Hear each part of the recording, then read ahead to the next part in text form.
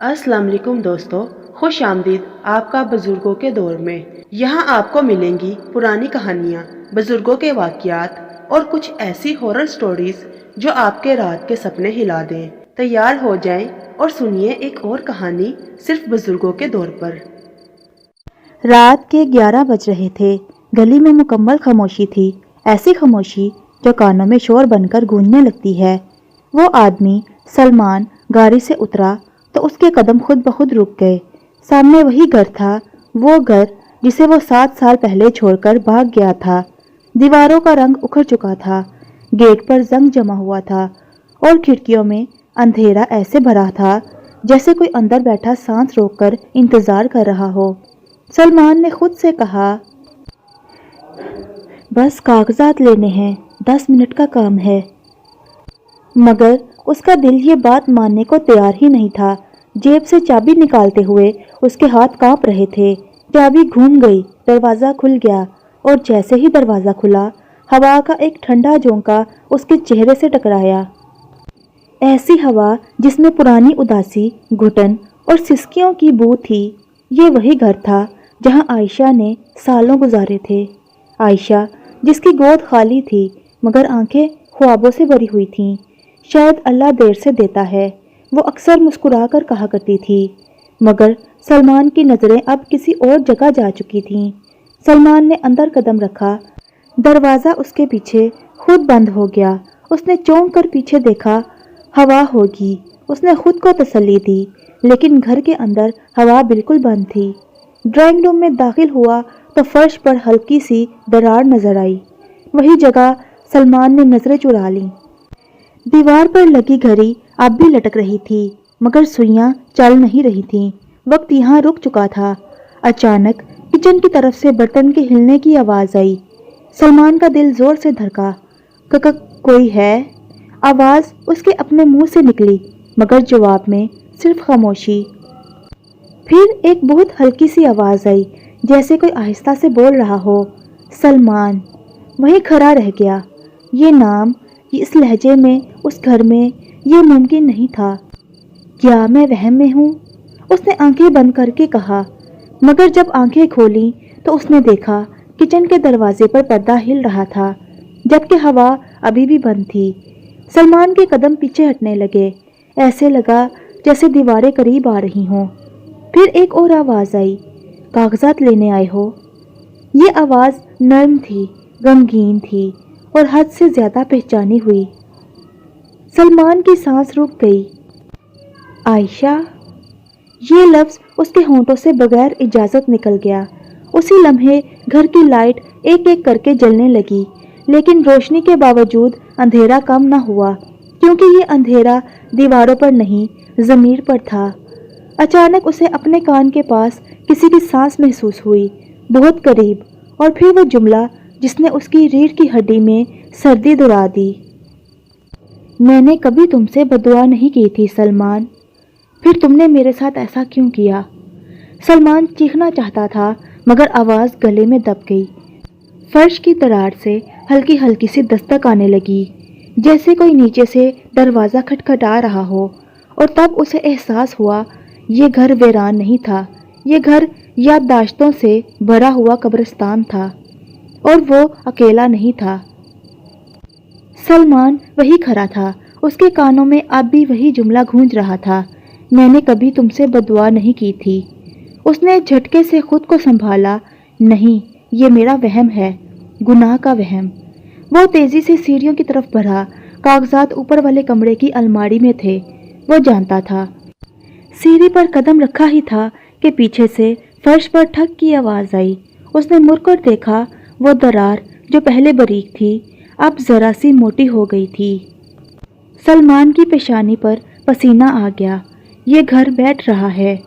उसने खुद को बुलाया, मगर दिल जानता था ये घर नहीं था, ये यादें थीं जो उभर रही थीं। ऊपर वाला कमरा वही था जहां आयशा अक्सर बैठकर खिड़की के बाहर आसमान देखा करती थी। देखो सलमान, बादल आज कैसे चल रहे हैं, वो मुस्कुरा कर कहती।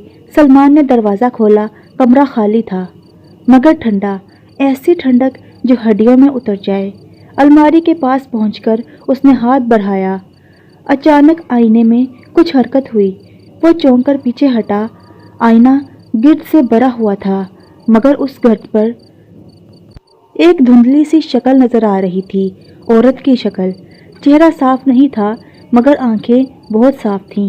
سلمان نے آنکھیں بند کر لیں۔ میں پاگل ہو رہا ہوں، اس نے بڑبڑایا۔ جب دوبارہ دیکھا تو آئینہ خالی تھا، لیکن آئینے پر ایک جملہ ابھرا آیا ہوا تھا، جیسے کسی نے انگلی سے لکھا ہو، سچ ہمیشہ آئینے میں نظر آتا ہے۔ سلمان کی ٹانگیں کانپ گئیں۔ الماری کھلی، فائلز بکھری ہوئی تھیں، جبکہ وہ اچھی طرح جانتا تھا کہ وہ سب ترتیب سے رکھی ہوئی تھیں۔ اس نے ایک ایک فائل پلٹنی شروع کر دی، زمین کے کاغذات، نقشہ، رجسٹری، مگر اصل فائل غائب تھی۔ یہ کیسے ہو سکتا ہے؟ اس نے زور سے کہا۔ اسی لمحے کھڑکی زور سے بند ہو گئی، پردہ اڑ گیا، اس کے چہرے سے لپٹا، اور پھر وہ آواز دوبارہ آئی، جن چیزوں کو تم نے چھپایا تھا وہ خود چھپتی نہیں رہتی۔ وہ پیچھے ہٹنے لگا، دیوار سے لگ گیا۔ میں نے کچھ نہیں کیا، وہ چیخ پڑا۔ کمرے میں ہلکی سی ہنسی گونجی۔ ہنسی نہیں، اداس سانس تھی۔ یہ جملہ تم نے یہاں بھی کہا تھا۔ سلمان کے ذہن میں ایک منظر چمکا۔ عائشہ کمرے میں کھڑی تھی، آنکھوں میں آنسو اور آواز میں کانپ۔ سلمان، اگر تم خوش نہیں ہو تو سچ بول دو۔ اس نے سر جھٹک دیا۔ چپ کرو، وہ چیخا، لیکن آواز اس کی اپنی نہیں تھی۔ نیچے سے اچانک کاغذ کے پلٹنے کی آواز آئی، جیسے کوئی ڈرائنگ روم میں فائلز دیکھ رہا ہو۔ سلمان بھاگتا ہوا نیچے آیا۔ ڈرائنگ روم کے میز پر ایک فائل رکھی تھی، وہی فائل جسے وہ ڈھونڈ رہا تھا، مگر اس پر سرخ پین سے ایک تاریخ لکھی تھی، وہ تاریخ جس دن عائشہ ہمیشہ کے لیے خاموش ہو گئی تھی۔ سلمان کی آنکھوں کے آگے اندھیرا چھا گیا۔ یہ تم کر رہی ہو؟ وہ دھیمی آواز میں بولا۔ تم مر چکی ہو۔ اچانک لائٹ بجھ گئی، مکمل اندھیرا، اور اندھیرے میں بہت قریب سے آواز آئی، مرنا آسان ہوتا ہے سلمان، مشکل وہ ہے جو تم نے جینا چھوڑ دیا۔ اس نے محسوس کیا کہ فرش ہلکا ہلکا کانپ رہا ہے۔ وہی درار اب لمبی ہو چکی تھی، نیچے سے ہوا کا ٹھنڈا جھونکا اوپر آ رہا تھا، اور اس ہوا کے ساتھ ایک جانی پہچانی خوشبو، عائشہ کے بالوں کی خوشبو۔ سلمان گھٹنوں کے بل بیٹھ گیا۔ میں صرف خوش ہونا چاہتا تھا۔ وہ رونے لگا۔ میں کسی کو تکلیف نہیں دینا چاہتا تھا۔ خاموشی چھا گئی، پھر بہت آہستہ سے وہ آخری جملہ آیا، خوشی کسی کی خاموشی پر نہیں بنتی سلمان۔ دروازے خود بخود بند ہونے لگے، تالے لگ گئے، اور سلمان کو احساس ہوا یہ گھر اسے جانے نہیں دے گا جب تک وہ سب کچھ قبول نہ کر لے۔ سلمان نے پوری رات اسی گھر میں گزار دی، وہ گھر جس سے وہ بھاگ کر اپنی نئی زندگی بسانا چاہتا تھا۔ صبح کی اذان کے آواز کے ساتھ اس کی آنکھ کھلی۔ وہ ڈرائنگ روم کے فرش پر سردی میں سکڑا ہوا پڑا تھا۔ دروازے بند تھے، تالے لگے ہوئے تھے، لیکن لائٹ جل رہی تھی۔ یہی بات سب سے زیادہ خوفناک تھی۔ اس نے موبائل نکالا، نیٹ ورک تھا۔ کانپتے ہاتھوں سے اس نے اپنی نئی بیوی نمرا کو فون کیا۔ میں ابھی پرانے گھر میں ہوں۔ اس کی آواز ٹوٹ رہی تھی۔ دوسری طرف خاموشی چھا گئی۔ پھر نمرا نے آہستہ آواز میں کہا، سلمان، کیا تم نے بھی وہ خوشبو محسوس کی؟ کون سی خوشبو؟ عطر جیسی نہیں، وہ بولی، اداسی جیسی۔ سلمان کے ہاتھ سے موبائل تقریباً گر گیا۔ اسی لمحے گھر کے باہر ایک گاڑی رکی، پولیس کی گاڑی۔ سلمان کھڑکی تک دوڑا۔ نیچے 2 اہلکار کھڑے تھے، اور ساتھ بوڑھی پڑوسن خالہ رشیدہ۔ وہ گھر کی طرف دیکھتے ہوئے کانپ رہی تھی۔ جناب، وہ پولیس سے کہہ رہی تھی، میں نے کئی راتوں سے اس گھر میں کسی عورت کو روتے دیکھا ہے۔ سلمان کا دل زور سے دھڑکا۔ وہ کھڑکی کے پاس کھڑی ہوتی ہے۔ خالہ رشیدہ بول رہی تھیں، بال بکھرے ہوئے، اور بار بار ایک ہی بات کہتی ہے۔ پولیس افسر نے پوچھا، کیا بات؟ خالہ رشیدہ کی آواز کانپ گئی، سچ چھپا ہوا ہے۔ سلمان پیچھے ہٹ گیا۔ یہ وہی الفاظ تھے جو اس نے آئینے پر دیکھے تھے۔ پولیس نے دروازہ کھٹکھٹایا۔ سلمان نے آگے بڑھ کر دروازہ کھولا۔ دروازہ کھلتے ہی گھر کے اندر اچانک ٹھنڈک بھر گئی۔ ایک افسر نے اندر قدم رکھا تو رک گیا۔ یہاں، وہ آہستہ سے بولا، یہاں عجیب سی گھٹن ہے۔ دوسرا افسر ڈرائنگ روم کے فرش کی طرف جھکا۔ یہ درار کافی نئی لگتی ہے۔ سلمان کے ماتھے پر پسینہ اتر آیا۔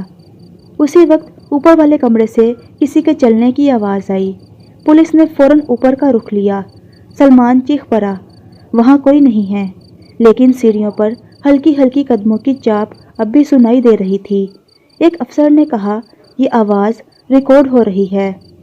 ریکارڈ آن تھی، لیکن سلمان جانتا تھا یہ آواز مشین کے لیے نہیں تھی، یہ آواز ضمیر کے لیے تھی۔ اسی دن شام کو محلے میں خبر پھیل گئی، وہ گھر پھر جا گیا ہے۔ لوگ بتانے لگے، کسی نے رات کو کھڑکی میں سفید سا سایہ دیکھا، کسی نے سنا عورت کی آواز میں رونا، کسی نے دیکھا کہ لائٹ خود بخود جل بجھ رہی تھی، اور سب سے خوفناک بات، ایک بچے نے کہا، وہ آنٹی ہمیں کہتی ہیں کہ جھوٹ مت بولو۔ نمرا اپنے کمرے میں اکیلی بیٹھی تھی جب اسے الماری سے چوڑیوں کی آواز سنائی دی، حالانکہ اس کے پاس کوئی چوڑیاں تھی ہی نہیں۔ آئینے میں دیکھا تو اسے لگا جیسے اس کے پیچھے کوئی کھڑا ہے۔ اس نے فوراً پلٹ کر دیکھا، کمرہ خالی تھا، لیکن آئینے پر بھاپ سے لکھا تھا، یہ میرا گھر تھا۔ نمرا چیخ پڑی۔ سلمان کو تھانے بلایا گیا۔ سوالات شروع ہو گئے، آپ کی پہلی بیوی کہاں ہے؟ اس گھر کو چھوڑنے کی وجہ، اچانک دوسری شادی کیوں؟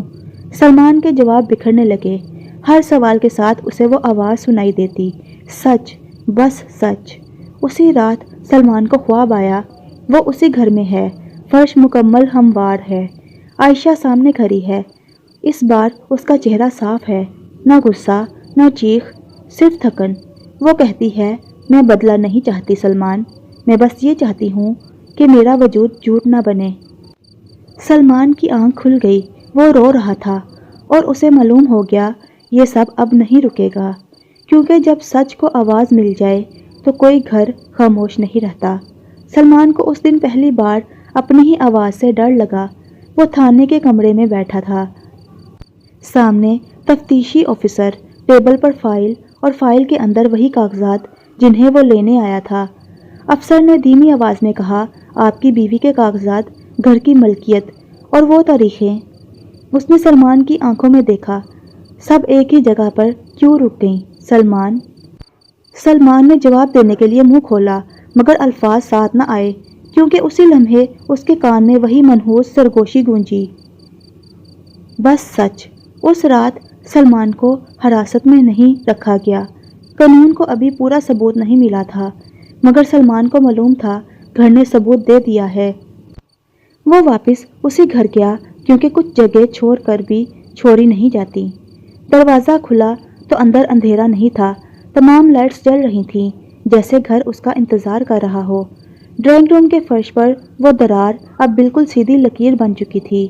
سلمان آہستہ آہستہ اس کے پاس بیٹھ گیا۔ میں تھک گیا ہوں، وہ بولا، میں نے سب کھو دیا۔ کمرے میں ہلکی سی ٹھنڈک پھیلی، اور پھر وہ سامنے آ گئی۔ اس بار عائشہ کوئی سایہ نہیں تھی، وہ بالکل ویسی ہی تھی جیسے آخری دنوں میں تھی، خاموش، تھکی ہوئی، مگر پرسکون۔ وہ بولی نہیں، بس سلمان کو دیکھتی رہی۔ سلمان کی آواز کانپنے لگی، میں نے تمہیں چھوڑ دیا تھا، میں نے سچ سے منہ موڑ لیا تھا، اور میں نے تمہاری خاموشی کو اپنی آسانی بنا لیا۔ عائشہ نے پہلی بار نظریں جھکائیں۔ وہ عائشہ سے کہا، میں نے تمہیں کبھی نقصان نہیں چاہا سلمان، میں صرف یہ چاہتی تھی کہ میرا وجود جھوٹ نہ بنے۔ سلمان رونے لگا، ایسا رونا جو برسوں سے رکا ہوا تھا۔ اگلی صبح سلمان خود پولیس کے سامنے کھڑا تھا۔ اس نے سب کچھ کہا، وہ باتیں جو اس نے کبھی کسی سے نہیں کہی تھی، وہ اعتراف جو الفاظ سے زیادہ خاموشی میں بسا ہوا تھا۔ قانون نے اپنا راستہ لے لیا، اور شہر میں وہ گھر ہمیشہ کے لیے بند کر دیا گیا۔ لوگ کہتے ہیں آج بھی اگر کوئی اس گلی سے گزرے تو اسے رونے کی آواز نہیں آتی، کوئی سایہ نہیں دکھتا، بس ایک عجیب سا سکون محسوس ہوتا ہے، جیسے کسی نے آخر کار سچ کہہ دیا ہو، اور کسی روح نے آخری بار سانس لے کر خاموش اوڑھ لی ہو۔ کیونکہ ہر کہانی کا انجام خون سے نہیں لکھا جاتا، کچھ انجام صرف ضمیر کے جاگنے سے ہوتے ہیں، اور کچھ گر اس وقت خاموش ہوتے ہیں جب سچ آزاد ہو جائے۔ دوستو، یہ تھی آج کی کہانی۔ اگر آپ کو پسند آئی ہو تو لائک کریں، کمنٹ کریں اور بزرگوں کے دور کو سبسکرائب کرنا بالکل نہ بھولیں۔ اگلی کہانی میں پھر ملیں گے، ایک اور سفر، ایک اور پرانی کہانی کے ساتھ۔ خوش رہیے اور دعاؤں میں یاد رکھیے۔